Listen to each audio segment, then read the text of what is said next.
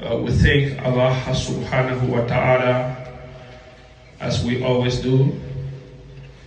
Allah who said in the Holy Quran, and I quote, Allah who quoted Sayyidina Ibrahim alayhi salam. Allah said, Ibrahim made a supplication, he made a powerful dua before departing this world. What Sayyidina Ibrahim said, Rabbi habli hukman. Allah, please grant me a wisdom. That's why Sayyidina Ibrahim asked Allah three powerful dua. Wa alhiqni bisalihin. Allah, please make me among the pious people, people that fear Allah. Wa aj'al li lisana sidqin fil akhirin. The third dua, Allah, please give me a good repetition in the generation to come.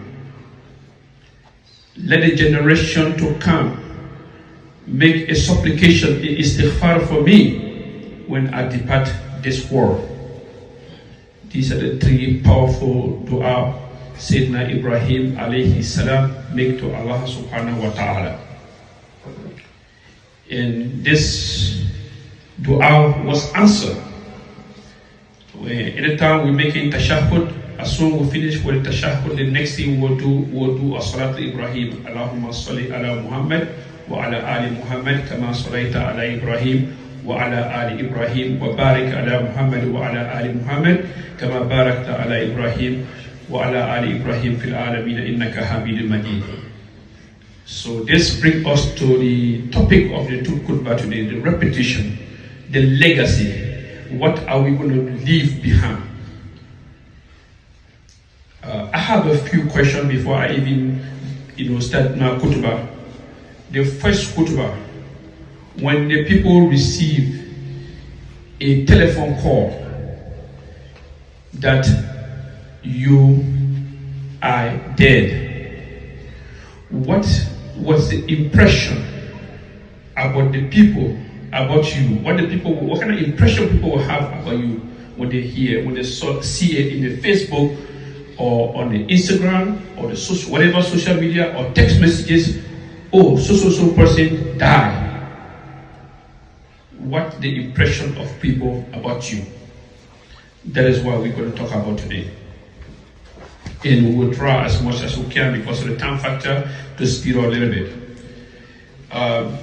When those who you know get a phone call or text message or the robocall that you have died, what is the first memory that your friends and loved one will have of you?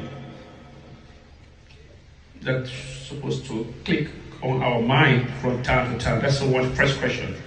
The second question, when the news of your death spread among the people, how many people will be impacted by your death? That's the second one. The third one, how many people will get a text message and a phone call? The fourth one, when the people hear of your demise, when people hear you die, what will be the quantity of people that will genuinely grieve that you have left this world? How many people? The fifth, when your name is mentioned, that you are no longer in this world. Some people will be writing on the social media, RIP, rest in peace. Some people say, oh, may Allah forgive him, may Allah grant him al-Jannah. When they say those things, are they out today from their tongue, or it is a dua that comes from the bottom of their heart? 6, what will be the quality of istighfar that your family and friend and the loved one will make for you when you have gone? But above all these questions which is very scary, will there be a people who, due to your maltreatment, betrayal, gossip, people that you throughout their life you hurt them, you hurt their feeling.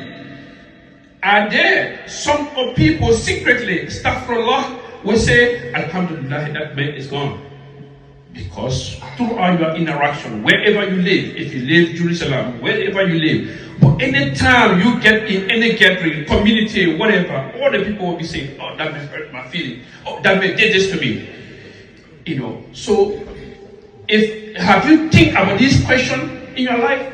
One day you just sit down and say, oh yeah, maybe one day when I die, these are the questions that's going to come in our mind.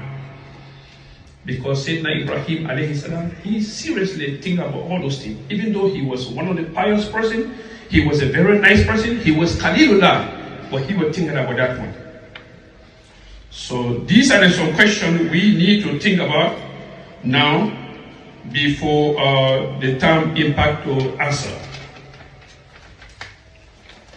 These are the few questions that I have today. So in my khutbah, going into the khutbah, there is a 7-pointer in order to maximize your legacy.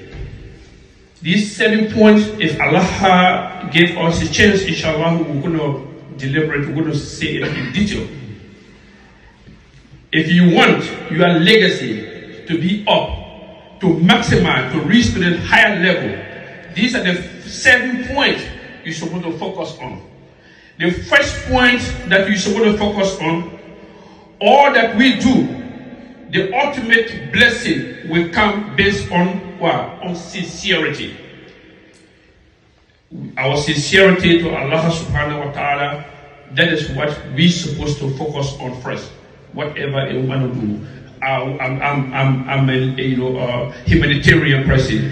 I'm an imam, or I'm an Arabic teacher. I'm doing this, I'm doing that. Are you sincere what you're doing? Sincerity grants you the barakah. The sincerity makes you a good human being in the sight of Allah subhanahu wa ta'ala. That is the first point. And we have the history. History gave us an evidence. Our Imam Malik bin Anas was one of the people that, the Mazahib al-Arba that we have on hand right now, he was Imam Dar al-Hijrah. They used to refer to him as Dar al-Hijrah. This Imam Malik, he wrote kitab called Mawta al-Malik. He wrote this Mawta al-Malik, and then when the other ulama heard that Imam Malik wrote the Mawta al-Malik, so many ulama went, they started making their Mawta everywhere. But guess what? One of his students told him, Imam Malik, there is so many ulama, since you published that book, so many ulama going around publishing a book called Mawta again. So Imam Malik answered this powerful statement. He said, Ma kana lillahi baqa. He said that people can publish 1 million books, but if your sincerity is not there, so your book is not going to last. Today, when we say Mawta Malik, when we wrote Mawta, the first thing that will appear, it will be Mawta Malik. Because why? He was sincere. That's why he said, Ma kana lillahi baqa. Whatever you do for Allah, it will remain. And therefore, whatever he did, it remained. So the other people who is nobody even here, but they're no more. That's one of the things that is going to be sincere. And one of our scholars is called Imam Nawawi. Imam Nawawi wrote kitab called Al-Arba'in al-Nawawiyah. When some other ulama hear about Imam Nawawi, more than 50 imams, they're going around to publish their own book called, another name, gives different name, because they overhear about Imam Nawawi. But today, when we read Al-Arba'in, we will never hear anyone. Nobody can even hear about anyone there. The only person that we can hear is who? Is Imam An-Nawawi. Because Imam Nawawi was what? He was sincere, and Imam Malik was sincere. That's why their books are still circulating in our mix today. So, the topic number 1, this point, 7 point. The point number 1, purity. Internally before you begin externally. If you want to be sincere, let it come in your heart first before it be external. So let's be sincere towards Allah subhanahu wa ta'ala. The second the pointer is discover your passion and talent. Find out what you are good at. This is very important. If you look around in our community, in so many parts of the United States or anywhere else, you will see people fighting. Everybody want to be an imam. Even though they don't have no qualification. It's not their area. But why? Because they're looking for famous. They want to be famous. They want to be popular. So everybody fighting. Hey, don't take me out of context, because to be an Islamic leader or to be a scholar or imam is a very beautiful thing. But guess what? If that is not your area, go and do your legacy in another area. You can be even an engineer. You can be a doctor. So long you go there to go teach people something that can help the humanity. Wallahi subhanahu wa ta'ala, that is considered to be a legacy for you. And Allah will bless you. So you don't necessarily have to be an imam to be a leader. You don't have to be an Arabic teacher to be to have a legacy. Anything. If even you good in constructing house, and so long that can benefit the humanity, and you are a Muslim, Allah subhanahu wa ta'ala will give you a good legacy because of your sincerity. That's the second one. The third one, if you are sincere and you in your area that you specialize in, and you're looking for legacy, what you do, aim higher. Aim higher. Like people say, you should aim please target the star. If you don't get the star, you will fall on what? On the moon. So always when you're doing anything in this world, please aim very high. Try to do something higher. Don't go long. Don't be sitting down and be lazy. Don't do something that's fake. No, do something genuine. So that means Allah will give you a legacy.